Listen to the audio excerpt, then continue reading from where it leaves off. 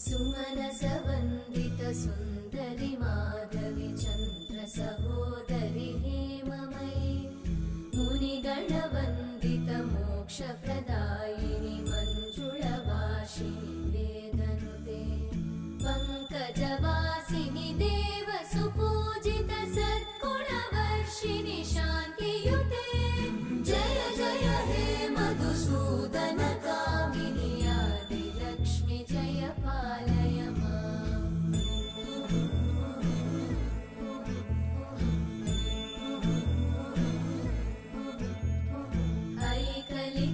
ऐकलिकल्मषनाशिनि कामिनि वैदिकरूपिणि वेदमये क्षीरसमुद्र